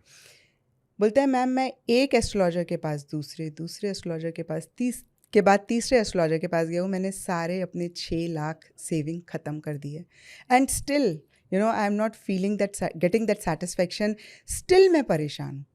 और मुझे इतना बुरा लगा ना अमित, मतलब बोलते हैं मैम मेरी ना आप आखिरी उम्मीद हो, क्योंकि सवाल ही गलत पूछ रहे हैं। वो बंदा बोल रहा है कि इज़ माई पार्टनर चीटिंग, तो आप सबसे पहले बोलो कि भाई क्यों आप ऐसे सोच रहे हो ना, let us see that how is your partner. Correct है ना, हाँ, okay, what are your partner's energies, आप ऐसे पूछो ना। लेकिन अगर आपने कार्ड से ये पूछा क्या अगर अनीता है, क्या अनीता का पार्टनर चीट कर रहा है, क्या अनीता का पार्टनर चीट कर रहा है, तो आपने पहले ही एज्यूम करके एक सवाल पूछ लिया ना, तो that is not a right question. तो ये बहुत इंपॉर्टेंट होता है। ओके ओके, नहीं मेक सेंस, और करेक्ट। पता है मुझे ये भी बहुत ज़्यादा लगता है कि हम लोग इस फील्ड में हैं, हमारी रिस्पॉन्सिबिलिटी ज़्यादा है ना। वो तो है ही बंदा परेशान, इसीलिए तो वो पैसे दे के आपके पास आ रहा है। और जब हम इस तरीके से रीडिंग करते हैं, हम अपना कार्मिक अकाउंट ठीक करते हैं। और जब हम किसी को खुशी दे पाते हैं, है ना, तो हमें पैसे भी मिलते हैं और हम अपना कार्मिक अकाउंट कितना अच्छा करते हैं। Super super super. मेरा यहाँ पर एक और सवाल है, इसको मैंने लिख कर भी लिया था कि जब हम टैरो से हम अपने मैनिफेस्टेशन के डायरेक्शन में अपने ब्लॉक्स को आइडेंटिफाई कैसे करें कि मेरे जीवन में, कि मेरे मैनिफेस्टेशन के ब्लॉक्स क्या है। मैं जीवन में अगर मैनिफेस्ट नहीं कर पा रहा हूँ, मैं अपने सपनों को पाना चाहता हूँ और बहुत सारी अभिलाषाएं हैं, मेरे सपने हैं, लेकिन मैं उसको अचीव नहीं कर पा रहा हूँ, तो टैरो की मदद से क्या हम कुछ ये इनको अनब्लॉक कर सकते हैं, ऐसे बिलीफ्स को? बिल्कुल कर सकते हैं। अब जैसे अगर मेरे पास कोई आता है कि क्यों मैं लव नहीं अट्रैक्ट कर पा रही, and again that is the a better question, or that is the question that you should ask, why I am not able to attract love, है ना, instead of why I am unlucky in love. तो अगर devil का card आता है, it means कि आप बहुत ऑब्सेसिव हो जाते हो, आप बहुत पोजेसिव हो जाते हो। डेथ का कार्ड आता है, इट मीन्स आप बड़े क्लिंगी हो जाते हो, है ना। फूल का कार्ड आता है, इट मीन्स आप बड़े इमेच्योर हो, या आप बहुत केयरलेस हो जाते हो, या आपको कमिटमेंट का फोबिया है। कई बारी लोग बोलते हैं I want to get in a relationship, I want to get married, but deep down subconscious level पे अगर वो रिस्पॉन्सिबिलिटी नहीं लेना चाहते हैं, है ना, आपने एक्सपीरियंस किया होगा, because tarot and law of attraction are in a way connected. Correct. तो फूल का कार्ड आ गया, इट मीन्स कि आप रिस्पॉन्सिबिलिटी से भाग रहे हो। तो कैसे होगा? तो सबसे पहले आप अपना वो ब्लॉक क्लियर करो, या उसको चेक करके करेक्ट करो। एक सवाल मेरे माइंड में अचानक से आया कि ma'am, what is more important, specially आपके पास बहुत सारे लोग आते ही होंगे रिलेशनशिप को लेकर, what is more important, destiny plays a very important role, और या फ्री विल बहुत इंपॉर्टेंट है? मुझे ऐसे लगता है कि फ्री विल से आप डेस्टिनी भी अपनी बदल सकते हो। ओके। आपने वो कहानी सुनी होगी, दो दोस्त हैं, एक शराब खाने जा रहा है, एक मंदिर मस्जिद जा रहा है। और वापस में जब वो आते हैं, तो जो मंदिर मस्जिद से आ रहा होता है ना, उसको एक कांटा चुभता है, और जो शराब खाने से आ रहा होता है ना, उसको एक अशर्फी मिलती है। तो वो बोलते हैं ये तो बड़ी गलत बात है भाई, मैं तो मस्जिद से आ रहा हूँ या मंदिर से आ रहा हूँ, तो मेरे को क्यों कांटा चुभा? और वो बोलता है कि तू तो मतलब ऐसी जगह से आ रहा है। फिर वो किसी गुरु के पास जाते हैं, वो बोलते हैं कि एक्चुअली तेरे को ना एक बहुत बड़ा अशर्फियों का खजाना या बक्सा मिलना था, क्योंकि तू शराब खाने जा रहा था, तो तेरी अशर्फियाँ ख़त्म हो गई और अब सिर्फ एक ही बची है, क्योंकि कुछ तो मिलेगा। अगर आपके किस्मत में, आपकी डेस्टिनी में वो एक अशर्फियों का पूरा खजाने का बक्सा है, तो वो एक तो मिलेगा, लेकिन जो और इतना सारा मिल सकता था वो आपने गंवा दिया। और जो मंदिर मस्जिद से होकर आ रहा था, उसको वो बोलते तेरा बहुत बड़ा एक एक्सीडेंट होना था या बहुत बड़ी प्रॉब्लम आनी थी, मतलब पुराने ज़माने की बात है, वो तेरे को ना कांटा चुभ के तेरी निकल गई, because you were doing good Karma, you were doing good thing. तो मुझे ऐसा लगता है कि हर पल, हर क्षण हमारे पास चॉइस है। हम क्या चॉइस लेते हैं, हम क्या डिसीजन लेते हैं, वो हमारा फ्यूचर बना रहा है। क्या इसका मतलब ये कि there is a we should always believe in God master plan? मतलब जैसे मतलब कि बियॉन्ड व्हाट वी डिसाइड, मतलब हम बहुत सारी चीज़ चाहते हैं, इच्छाएं होती हैं हमारी, हम मांगना चाहते हैं, पाना चाहते हैं, लेकिन क्या उसके भी ऊपर भगवान की, वो यूनिवर्सल एनर्जी का भी अपने डिसीजन होता है, जो हमारे लिए सबसे ज़्यादा ज़रूरी होता है? देखिए, मुझे ऐसे लगता है कि जो हम चाहते हैं हम उसे मांगे, है ना, उसके बाद हम यूनिवर्स पे छोड़ दें। और मैंने शायद पिछली बार भी बोला था, मैं बहुत स्ट्रांगली बिलीव करती हूँ, अगर मेरे अंदर कोई डिज़ायर है ना, तो वो इसलिए है क्योंकि यूनिवर्स वो मुझे देना चाहता है ना, और मैं उसको मांगूं। बट जब हम ओवर अटैच हो जाते हैं, क्योंकि हर चीज़ का टाइम भी होता है, और कभी कभी वो चीज़ किस फॉर्म में मिलती है हमें नहीं पता, तो हमें अपनी विश रखनी है, अपनी डिज़ायर रखनी है, and at the same time हमें सरेंडर मोड में रहना है। अगर आप भी देखें, लॉ ऑफ अट्रैक्शन मुझे लगता है one of the major reason नहीं काम करता है, क्योंकि पीपल गेट वेरी अटैच। अगर वो सरेंडर मोड में रहें डेफिनेटली मिलेगा ही मिलेगा, लेकिन जो आपके लिए अच्छा है वो मिलेगा। हाँ, किस फॉर्म में मिलेगा वो नहीं पता। अब जैसे कि मैं आपको एग्जांपल दूं, बच्चे बोलते हैं मैम मुझे इसी से ही शादी करनी है, मैम मुझे इसी से ही शादी करनी है। तो मैं बोलती हूँ नेवर एवर से कि मुझे इसी से ही शादी करनी है, क्योंकि इससे शादी हो गई तो ज़रूरी नहीं है आप खुश रहेंगे, क्योंकि अभी कुछ क्वालिटीज़ उसकी आपको बहुत अच्छी लग रही हैं ना। तो ये जो क्वालिटीज़ है ना, आप यूनिवर्स से ये मांगो कि ऐसी क्वालिटीज़ वाले इंसान से शादी हो, एग्जैक्टली मैं आई बिलीव मैं यही बोलता हूँ। Amazing ma'am, thank you for sharing this. है ना। करेक्ट। तो जो ऐसे ही देखिए टैरो एनर्जीज पे वर्क करते हैं, ये भी तो एनर्जी वाली बात होगी ना कि आप एक चीज़ पे ना अटकें। आप पहले ये जाने कि आपको कैसा पार्टनर चाहिए। नॉर्मली आपको ऐसा पार्टनर चाहिए जो आपको प्रायोरिटाइज करे, लॉयल हो, ये एक बहुत फिक्स सी चीज़ें हैं। सो इंस्टेड ऑफ सेइंग कि मुझे यही मिले, आप ये बोलो कि मुझे वो पार्टनर मिले जो मुझे प्रायोरिटाइज करे, मुझे लॉयल हो मेरे लिए और अच्छा नेचर का हो। ये एनर्जी इसको पकड़ो ना, तो आपको हमेशा मिलेगा ही मिलेगा जो आप चाहते हैं। आई थिंक मुझे लगता है कि जो आपने शेयर किया ना इतना इम्पोर्टेंट भी है, और लोग मुझे लगता है बहुत गलती करते हैं यहाँ पर, है ना। इसीलिए तो वर्क नहीं करता ना, इसीलिए रीडिंग्स भी टैरो में रॉन्ग जाती है ना, क्योंकि वो लिटरली पकड़ रहे हैं ना, वो एनर्जी नहीं देख रहे हैं। फाइंडिंग राइट पर्सन तो देखो इम्पोर्टेंट है ही, when it comes to getting yourself read in terms of tarot. और पता है ये भी नहीं होता है कि डेस्टिनी कोई रोल ही नहीं प्ले करती है। अब कितनी बारी लोग बहुत ज़्यादा लॉ ऑफ अट्रैक्शन करते हैं, नहीं मिल रहा है, एक्सेप्टेंस में रहो। आप इस चीज़ पे यकीन रखो कि कहीं ना कहीं अगर आप अच्छा कर्म कर रहे हो, अच्छी चीज़ कर रहे हो, तो आपका नेगेटिव कर्मा कट रहा है, आप नहीं देख पा रहे हो अभी। राइट। तो डेस्टिनी भी है, ऐसा नहीं है कि हम पीछे से कुछ लेकर नहीं आए, वैसे से पीछे कि हम पास्ट लाइफ से कुछ लेकर नहीं आए। अगर ऐसा नहीं होता तो सब लोग इक्वल होते ना।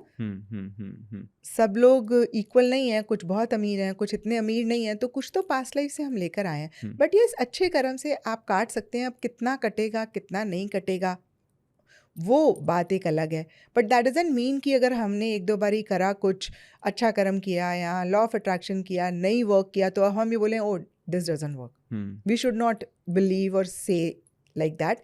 इट मीन्स कि शायद बहुत स्ट्रॉन्ग कुछ कार्मिक अकाउंट है, उसको कटने में थोड़ा टाइम लगेगा, क्योंकि अच्छी चीज़ हमेशा अच्छा ही रिजल्ट देगी। कभी हो नहीं सकता कि अगर आप कुछ भी अच्छी सोच रख रहे हैं, पॉजिटिविटी के साथ चीज़ कर रहे हैं, तो आपको उसका रिजल्ट ना मिले। वो हो नहीं सकता, वो ही नहीं सकता। Amazing ma'am, amazing.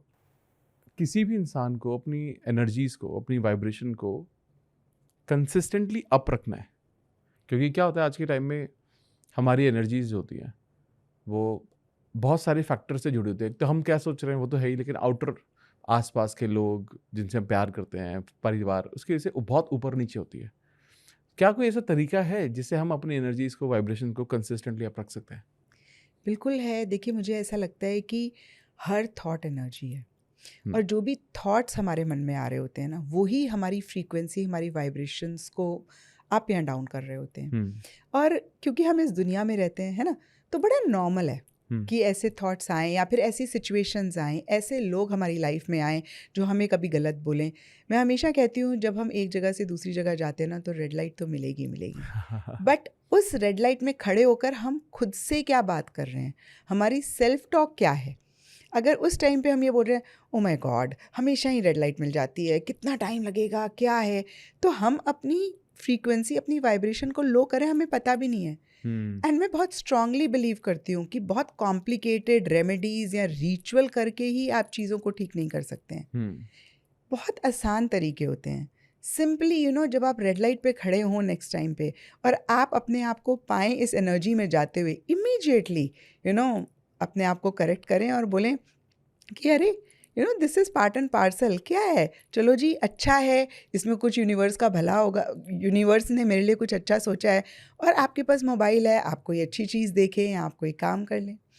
And second is most important, रात को कभी भी नेगेटिव थॉट के साथ ना सोएं। बहुत जरूरी। वाह। I completely and totally believe, अगर आप इतनी सी चीज़ कर लेना, रात को सोने से पहले जिस भी मोटिवेशनल स्पीकर को या गुरु को आप मानते हैं, उनको सुनकर सोएं, and that has to be the lastest thing. मतलब आपने डिनर कर लिया, आपने ब्रश कर लिया, आपने स्किन केयर कर लिया, या जो भी आप करते हैं आपने रात को कर लिया, अब आप अपने बेड पे लेटे हैं, आँख बंद करके सोने लगे। तो आप जिनको भी मानते हैं उनकी अच्छी बातें ज़रूर सुन लें, लॉ ऑफ अट्रैक्शन के बारे में सुन लें। भाई मुझे लगता है कि आजकल के ज़माने में इतना आसान है, क्योंकि ना आप नेगेटिव थॉट के साथ सोएंगे ना, यकीनन आप चेक कर लीजिए, सुबह आपका थॉट नेगेटिव होगा। I agree. आप बोलेंगे पता नहीं क्यों मैं अच्छा नहीं फील कर रहा हूँ, और जब आप उस एनर्जी के साथ अपने दिन को शुरू करेंगे ना, आपका पूरा दिन खराब जाएगा। And then when you will go to sleep with that energy, वो एनर्जी मल्टीप्लाई होगी, और फिर ये एक विशियस सर्कल है जिसमें आप जाते जाएंगे दलदल की तरह, और आपको लगेगा यार सब कुछ तो ठीक है, पता नहीं क्यों मैं अच्छा नहीं फील कर रहा, या लॉ ऑफ अट्रैक्शन मेरे लिए वर्क नहीं कर रहा, या मेरी किस्मत खराब है। और वो शुरू हुआ शायद एक दो थॉट से।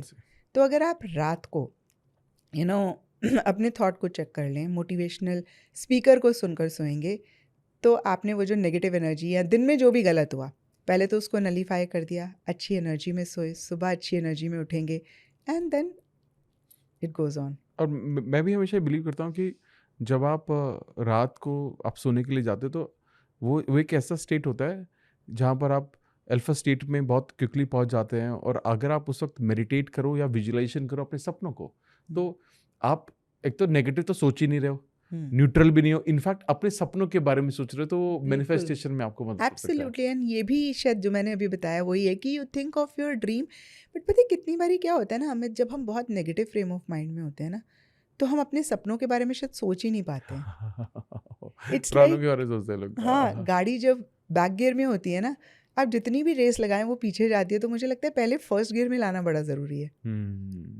तब आप जब उसको रेस देते हैं तो वो आगे जाती है। करेक्ट। यू शुड वो ड्रिवन हो जाए किसी तरीके से, कोई वीडियो देखकर या किसी को सुनकर, कोई किताब पढ़कर, कोई भी किसी भी तरीके से थोड़ा सा आप उसको फर्स्ट गियर में लेकर आए, फिर अपने सपनों के बारे में सोचें। I agree. और ये सिर्फ 21 डेज करके देख लें, 41 डेज करके देख लें, they will definitely see changes. And constantly aware रहें अपने थॉट्स को लेकर। मुझे लगता है अवेयरनेस का तो ज़्यादा प्रॉब्लम मुझे महसूस होता है, क्योंकि हमारी अवेयरनेस में इतनी सारी because of our mobile phone इतना शोर है, तो अवेयरनेस तो फील्ड ही रहती है, तो हम बहुत सारी चीज़ें जो सामने होती हैं हम उनको समझ भी नहीं पाते हैं। जैसे आपने भी बताया था कि कई बार हमें जो मैसेजेस दिख रहे हैं या मिल रहे हैं, हम उसको डिकोड ही नहीं कर पाते। बट पता है अमित, फिर यही हो जाता है ना कि मुझे पता है कि इंस्टाग्राम पे बहुत सारे लोग आपको बता रहे हैं आप अपने तकिए के नीचे इलायची रख लो, आपकी ये विश मैनिफेस्ट हो जाएगी, आपका ये हो जाएगा, and people are following them like crazy. आप माने मैं 6 साल से हूँ सोशल मीडिया पे, मेरी इतनी फॉलोइंग नहीं है जितनी उनकी है। और अभी मैंने कहीं पे पॉडकास्ट किया तो उन्होंने बोला कि आप कुछ बोलें, तो मैंने कहा हाँ मैं एस्ट्रोलॉजी में जो मिथ्स हैं उनको ब्रेक करने के बारे में बोल सकती हूँ। तो बोलते हैं मैम वो मत बोलें, कोई सुनना नहीं चाहता, वो चाहते हैं तो अगर आप ये बोलेंगे तो ये चलेगा नहीं, right? So people want that thing, and मैं आपको अगेन स्टैम्प पेपर पे लिख के दूंगी ना अमित, जितनी मर्जी रेमेडीज कर लें, करोड़ों रुपए खर्च कर दे रेमेडीज पे, it's not going to work unless and until अपना माइंडसेट नहीं चेंज करेंगे, अनलेस एंड अनटिल जो मोबाइल में देख रहे हैं ना उसको नहीं ठीक करेंगे, अनलेस एंड अनटिल अपने थॉट प्रोसेस पे नहीं वर्क करेंगे। दें आप करोड़ों रुपए दें, नहीं करेगी वर्क। तो जो छोटी छोटी चीज़ें हैं जिनका ख्याल रख सकते हैं, अपने मोबाइल में ऐसी कोई चीज़ ना देखें जो आपको आपकी फ्रीक्वेंसी को डाउन कर रहा है, अपने टीवी में कोई ऐसा प्रोग्राम ना देखें that includes horror, that includes sad movies, that includes, तो ये सब चीज़ों को अपने एनर्जी से, अपने सिस्टम से आप आउट करें और देखें कैसे लॉ ऑफ अट्रैक्शन नहीं काम करता है। ऐसे ऐसे काम करेगा, आप इतनी सी टेक्निक करेंगे और आपको झट से मिलेगा। तो ना ये हरदम एक awareness, I don't know is the right word क्योंकि बहुत हैवी लगता है, बट छोटी छोटी चीज़ों में ख्याल रखना है। मोबाइल पे नेगेटिव कंटेंट नहीं कंज्यूम करना है ना, अपना टीवी पे नेगेटिव कंटेंट नहीं कंज्यूम करना है, ऐसे लोगों के साथ बहुत ज़्यादा आप इंटरेक्ट ना करें जो आपकी एनर्जी को डाउन करते हैं। आप इतनी सिंपल चीज़ें कर लें, आपको पैसे खर्च करने की ज़रूरत नहीं है। Superb, rightly said. Manifestation energy के लिए आपका फेवरेट कार्ड कौन सा है? मेरा फेवरेट कार्ड वैसे सन है, और इनफैक्ट मैं कहूँगी कि मेरा फेवरेट कार्ड तो द एम्प्रेस है, बिकॉज एम्प्रेस में देयर इज़ अ फीमेल जो बड़ी कंफर्टेबल चेयर में बैठी हुई है और उसके आसपास धान है, फसल है, तो वो अबंडेंस की बात करती है। बट अगर किसी को भी कुछ भी मैनिफेस्ट करना है तो वो सन का कार्ड अपने विजन बोर्ड में ज़रूर लगाएं, बिकॉज सन पॉजिटिविटी को रिप्रेजेंट करता है, सन सक्सेस को रिप्रेजेंट करता है। जब सुबह सन आता है तो क्या होता है? हाँ, एक नई शुरुआत होती है, नई शुरुआत होती है, उजाला अंधेरा होता है। अंधेरा गायब होता है। हाँ हाँ। तो आपकी लाइफ से अंधेरा इज कंफ्यूजन, अंधेरा इज नेगेटिविटी, तो वो गायब होगा। तो सन का कार्ड जरूर अपने विजन बोर्ड में वो लगा सकते हैं। Superb superb. आपको लगता है, do you really believe that vision board लोगों के पास होना ही चाहिए हमेशा? बिल्कुल, एब्सोल्युटली, क्योंकि हम जो देख रहे हैं ना वही हमारी लाइफ में हो रहा है। जैसे अभी भी हमने बात करी कि आप इंस्टाग्राम पे, यूट्यूब पे नेगेटिव कंटेंट ना कंज्यूम करें, वो भी तो आप देख ही रहे हैं ना, क्योंकि आपका माइंड हर इंफॉर्मेशन को इमेजेस के फॉर्म में स्टोर करता है। ट्रू। आपने देखा होगा कि आप किसी से मिलते हैं, अगर 4 साल या 5 साल पहले, आप उनका नाम भूल जाते हैं लेकिन उनका चेहरा याद रहता है। कितनी बारी लोग बोलते हैं नाम नहीं याद आ रहा बट चेहरा बहुत क्लियरली याद आ रहा है। Why? Because our mind stores all the information in the form of images. तो जो आप चाहते हैं उसकी इमेज अगर आप लगाएंगे, that is vision board, right? That is what you are watching on Instagram ना। तो इंस्टाग्राम, यूट्यूब पे भी आप वही देखें जो आप चाहते हैं, वो ना देखें जो आप नहीं चाहते हैं। और मुझे लगता है कि प्रॉब्लम ही ये है, मैं चाहती तो हूँ सिंगापुर जाना, लेकिन मैं देख रही हूँ गोवा की टिकट, या मैं कहीं और की टिकट देख रही हूँ, मैं गुजरात की टिकट देख रही हूँ, मैं पहुँच जाती हूँ कहीं और फिर मैं बोलती हूँ यार मेरे लिए तो वर्क नहीं कर रहा। बिकॉज आप चाह कुछ और रहे हो, आप सोच कुछ और रहे हो, आप कर कुछ और रहे हो, इसीलिए हो कुछ और जाता है। वाह वाह। तो जो आप चाह रहे हैं ना वही आप सोचें, वही आप देखें, वही आप बोले। I think you will agree with that, right? Absolutely. I think ये बहुत ज़्यादा ज़रूरी है। वो जैसे हम कई बार बात करते हैं ना कि आप भगवान से मांग रहे हो बहुत सारा पैसा, but you are not ready to get up from your bed. तो यूनिवर्स इज वॉचिंग यू, यार मांग तो आप कुछ और रहे हो, कर आप कुछ और रहे हो, you are not active enough. तो आई थिंक वो यूनिवर्स भी कंफ्यूज हो जाता है और वो आपको कुछ दे ही नहीं पाता, फिर आपको लगता है मेरे लिए काम नहीं कर रहा है। और ना आप क्रिटिसाइज भी कर रहे हो। जैसे कई लोग बोलेंगे फिल्थी रिच, तो जब आप फिल्थ रिच के साथ लगा रहे हो, your subconscious mind is always protecting you. वो नहीं चाहता कि आप किसी फिल्थ वाली चीज़ में जाओ। तो जो चीज़ आप चाह रहे हो उसको क्रिटिसाइज मत करो, उसको पहले तो आप अच्छा मानो। मतलब आप देखेंगे, मुझे अभी याद नहीं आ रहा है, लोग जिस चीज़ को चाह रहे होते हैं उसी के लिए नेगेटिव गलत बोल रहे होते हैं। So law of attraction 100% works. ये छोटी छोटी चीज़ें हैं, और कभी कभी इंसान उस सिचुएशन में होता है नहीं कर पाता है। तो मैं बहुत स्ट्रांगली बिलीव करती हूँ कि आप एक गुरु का, या जिन्होंने भी इस चीज़ में एक्सपीरियंस किया है, या उनका हाथ ज़रूर पकड़े। थोड़ा चीज़ों को अंडरस्टैंड करना आसान हो जाता है।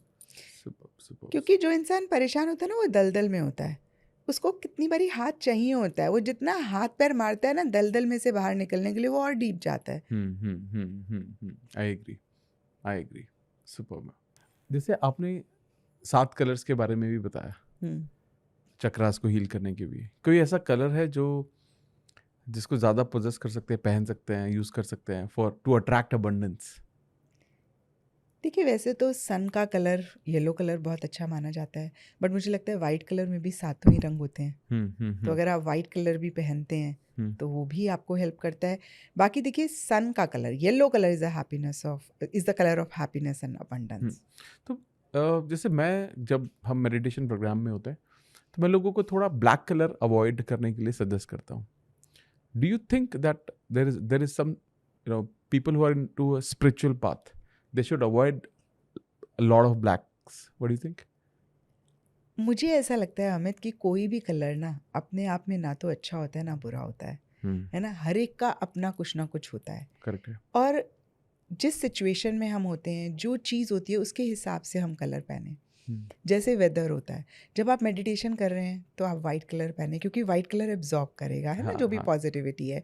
लेकिन जब कभी आप ऐसी जगह में जा रहे हैं जहाँ पे आप नहीं उस जगह की एनर्जीज को एब्जॉर्ब करना चाहते हैं, आप ब्लैक कलर पहन के जाएं। हम्म। कई बार लोग बोलते हैं कि ब्लैक कलर खराब है, तो मुझे मतलब मैं नहीं इतना एग्री करती। मुझे लगता है जो भी परमात्मा ने रंग बनाए वो सारे अच्छे हैं, बट यस जगह के हिसाब से। जैसे जब हम मंदिर जाते हैं तो हम उस तरीके के कपड़े पहनते हैं, हम पार्टी में जाते हैं तो हम उस तरीके का कपड़े पहनते हैं, तो उस तरीके से हम कलर्स को भी यूज़ कर सकते हैं। यस ऑफ कोर्स मेडिटेशन में जब हम हैं तो हम वाइट कलर पहनेंगे तो वो ज़्यादा एब्जॉर्ब करेगा वो पॉजिटिविटी को, क्योंकि वाइट कलर का एक नेचर है, वो हर चीज़ को एब्जॉर्ब कर लेता है। और हम किसी ऐसी जगह में जा रहे हैं जहाँ पे नेगेटिव लोग हैं और हम नहीं चाहते हैं कि हम वो एनर्जी एब्जॉर्ब करें, तो हम वाइट अवॉइड कर दें।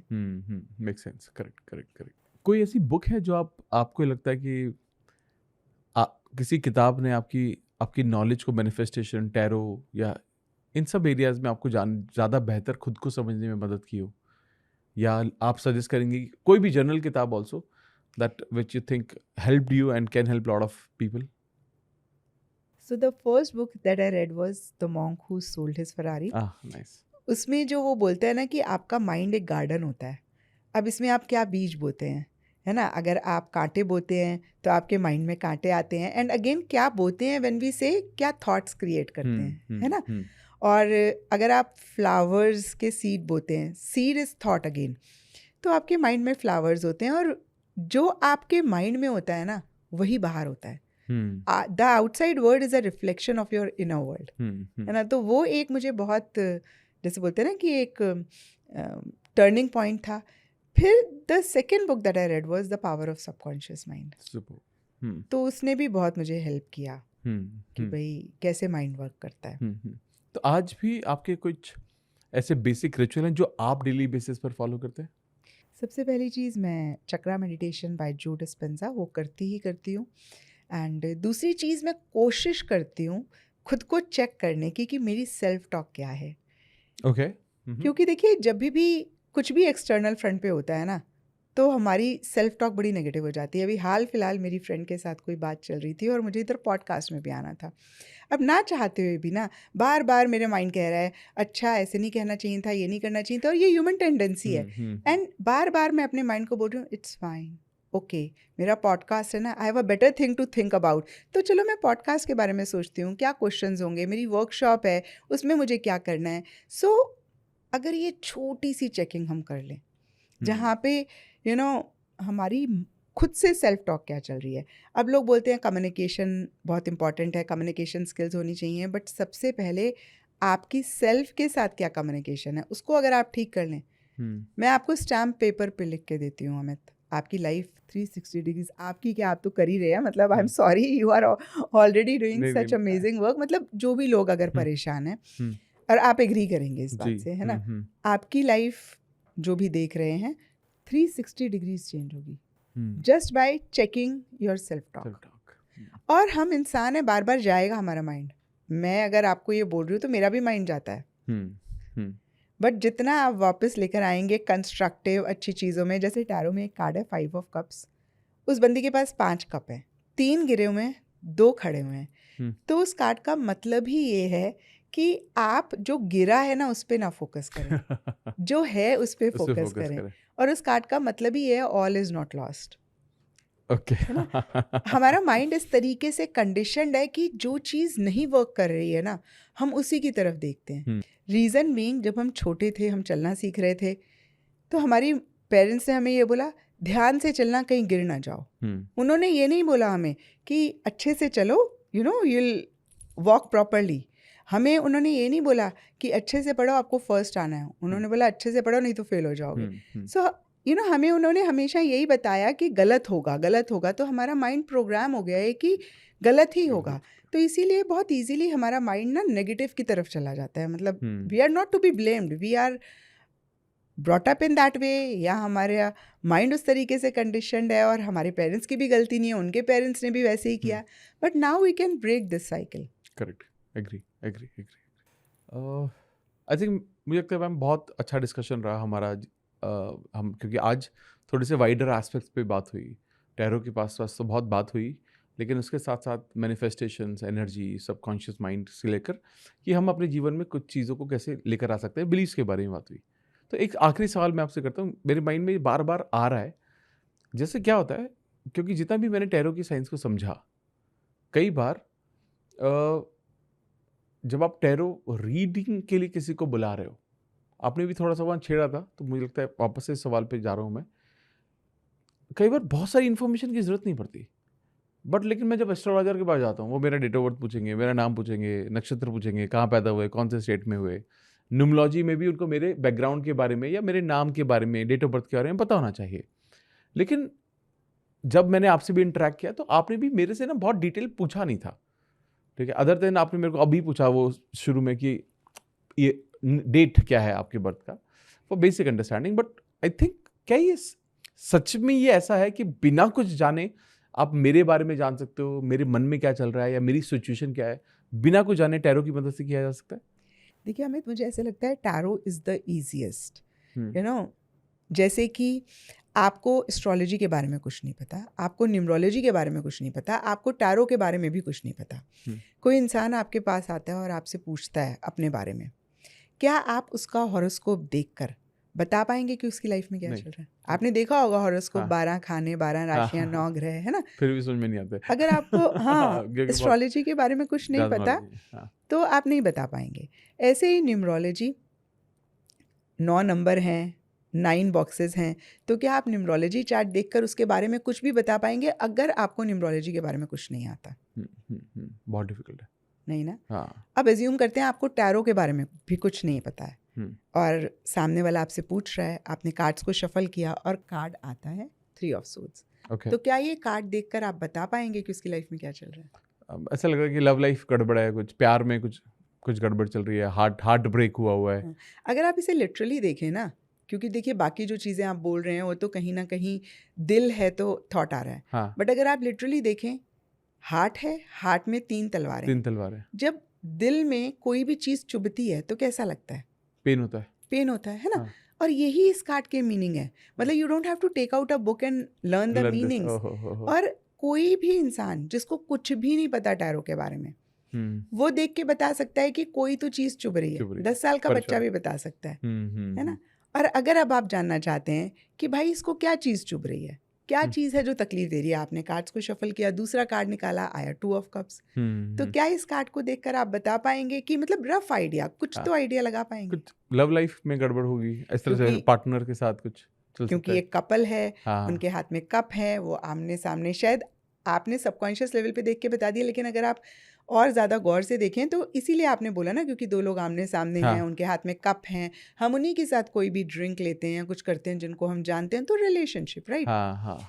तो अगर आपको टैरो के बारे में कुछ भी नहीं पता, फिर भी आप बता सकते हैं, लेकिन एस्ट्रोलॉजी एंड न्यूमरोलॉजी के बारे में आप नहीं बता सकते हैं, तो मुझे ऐसे लगता है टैरो इज़ द ईजीएस्ट। लेकिन एक शर्त है, अगर आप सही तरीके से उसको करें, है ना, सही टीचर आपको मिल जाए, and tarot can be the most difficult अगर आपने सही मायने से नहीं करा। और जो 5 चीज़ें हमने डिस्कस करी, उन चीज़ों के बारे में ख्याल रखेंगे, बहुत ईजिली आप टैरो को कर पाएंगे। सुपर्ब। आई थिंक मुझे वापस से महसूस हुआ है कि I think I know little more about it, क्योंकि कहीं ना कहीं ये सारी चीज़ें हमारे फेथ, हमारे बिलीफ, हमारे पैटर्न्स, उनसे जुड़ा हुआ है। और आपने एक बहुत खूबसूरत बात बोली about awareness about your thoughts, आप क्या सोच रहे हो, and also about awareness of कि आपके सवाल क्या है, उसके बारे में भी अवेयर होना ज़रूरी है, ताकि आप एक सही पर्सपेक्टिव से पूछेंगे तभी सही सवालों के जवाब मिल सकते हैं, रादर देन आप अपने खुद एक प्री डिसाइडेड सवाल लेकर आप कहीं पर भी पहुँचोगे तो हो सकता है अगर सवाल सही नहीं तो जवाब भी ठीक नहीं मिलेंगे। मुझे लगता है कि जितने भी लोग ये पॉडकास्ट देख रहे हैं उनको बहुत ज़्यादा मदद मिलेगी वापस से, क्योंकि मैं ये समझ रहा हूँ कि tarot is getting popular now. लोग जान रहे हैं इसके बारे में, और लोगों को, जैसे आपने कहा ना, बहुत आसान है, तो लोग सीख भी रहे हैं इसको बहुत सारे। मतलब अब तो मैं आई थिंक जब लास्ट टाइम आपसे मिला था तो मतलब मैं देख रहा था कि टैरो कार्ड्स वगैरह कितने इजीली अवेलेबल है हर जगह पर, अमेजोन पे भी मिल जाते हैं, हर जगह मिल जाते हैं।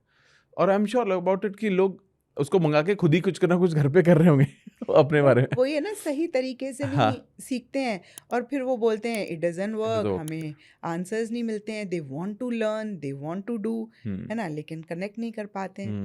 तो हम्म, वो मुझे लगता है हर फील्ड में हर फील्ड में you correct, have to do it in the right way, चाहे वो एब्सोल्युटली लॉ ऑफ अट्रैक्शन हो, चाहे वो टैरो हो। Correct correct correct. आई थिंक मुझे लगता है फिर ये बहुत इंपॉर्टेंट हिस्सा भी है, and I am sure about it, जितने भी लोग पॉडकास्ट देख रहे हैं उन्हें वापस से कुछ जानने को मिला होगा, समझने को थोड़ा सा अनदर लेवल पर।